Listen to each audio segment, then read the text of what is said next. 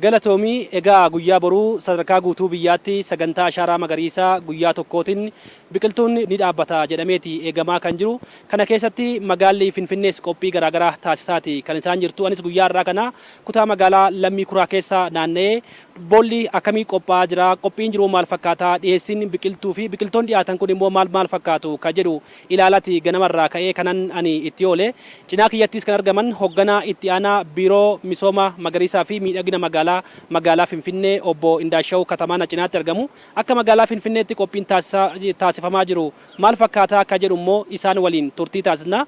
Obbo Indaashaw hiyyamoo taatanii nu faana turtii taasisuuf asitti argamuu keessaniif maqaa daawwattoota keenyaatiin galatoomaa jecha. Egaa magaalli Finfinnee guyyaa boruu sagantaa dhaabbii ashaaraa magariisaa akka biyyaatti taasifamu keessatti isheenis ashaaraa ishee kaa'uudhaaf qophii garaagaraa taasifamaa akka jiru. Anis ganamarraa ka'ee kutaa magaalaa Lammii Kuraa keessatti ilaalaatti kanan oole. Mee qophiin jiru maal fakkaata akka magaalaatti? Akka magaalaa Finfinneetti aduu tokkoon naannoo miliyoona tokko hin dhaabna jenneetti karoorfanne iddoowwan lakkoofsaan 176 kan ta'an filatamaniiru. Kana keessatti naannoo hektaara 250 ol kan ta'u bakkee filatameera. Kana keessatti uummanni garaagaraa fi hooggantoollee biyyoota hunda garaagaraa irraa dhufanii fi akkasumas immoo asitti immoo akka carraa ta'ee mariin biyyoolessaa jira. Mariin biyyoolessaa qaamni as keessatti marii biyyoolessaa irratti hirmaachisne hin dhaabna jennee yaanna. Yaa ta'u keessattuu biqiltoota guyyaa boruu dhaabatan kanaa fi qophiin boolla biqiltuu dhiyeessiin biqilaa maal fakkaata? Haa ta'u egaa bakkeewwan filataman kanarratti qophiin boollaa akkuma agartan kana haala gaariin qopheessineera.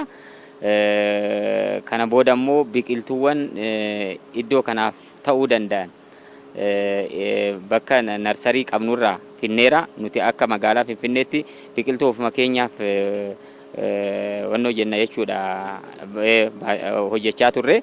Iddoowwan biqiltuu itti wannoo jennu gara 11 qabna. Kana bakka hundatti hirree geenyeera. Amma miliyoona tokko iddoodhaan geenyeera jechuudha. Tole yaa ta'u akkuma walii galaatti sagantaa ashaaraa magariisaa akka biyyaatti eegale kanarraa Finfinneen maal fayyadamte jennee kaasuu dandeenya? Finfinneen waa baay'ee fayyadamte. Akkuma beektan magaalaan keenya baay'ee mooftuu turte, baay'ee qulqullina kan hin qabne turte, iddoowwan lammiin itti jiraachuu hin dandeenye turte. Kanaaf qulqullinni ishee yookaan magariisummaan ishee dabaleera. Laggeewwan baay'ee sophisticated ta'an kanneen qulqulleessineera. Wabii nyaataa akka mirkanaa'u magaalaa keessatti illee akkamitti wabii nyaataa akka mirkanaa'uu danda'u agarsiifneera. Akkuma agartan kanatti iddoo garaagaraatti iddoo qarqara laggeenii gaafa dhaqxanii biqiltuuwwan nyaataaf ta'an baay'inaan kan dhaabamanii fi tokko tokko immoo kan gahaa jiru ta'uu isaa yeroo darbeellee agarsiisaa turre. Kanaaf hojii ashaaraa magariisummaa kanaan carraa hojii uumuun illee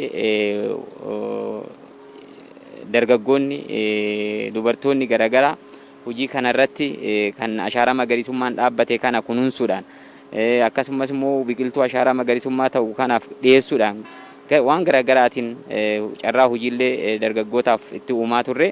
Dabalataani akkuma magaalaatti iyyuu faayidaa hedduun akka argame kan amma sinnaa kaastanii aadaan biqiltuu dhaabuu kan dhaaban immoo kunuunsuu jiraattota magaalichaa hagam fooyyee? Sirriidha. Egaa hojii kana gaafa hojjennu hunda jiraattota wajjin hojjenna. Kanaaf hirmaannaan jiraattota yeroodhaan dabalee akkasumas immoo waggaa qophii kana qopheessinu gaafachuu irratti illee kan qaqqaban jiran jechuudha. Yoom dhaabna, maal dhaabna, akkamitti dhaabnu kan jedhu uummanni gaafachuu jalqabeera. Kanaafuu hirmaannaan uummataa dabaleera. Aadaa biqiltuu dhaabuun illee guddachaa kan dhufe ta'uu isaa uummanni naannoo isaa balbala isaa irratti ofiin kunuunfatee ofiin biqiltuu qe'ee isaatti galee biqiltuu dhaabee ofiin kunuunfatee guddifatee faayidaa barbaadu akka oolu gochuu keessatti gaheen isaa dabalaa dhufeera. Galatooma. Egaan kabajamtoota daawwattoota keenya kutaa magaalaa Lammii Kuraa keessatti guyyaa har'aa kana boolli biqiltuu hedduminaan baay'inaan qophaa'aa akka jiruu fi biqiltoonni tajaajila adda addaatiif oolan gosa garaagaraa immoo dhiyaachaa akka jiranii kanan ani arge.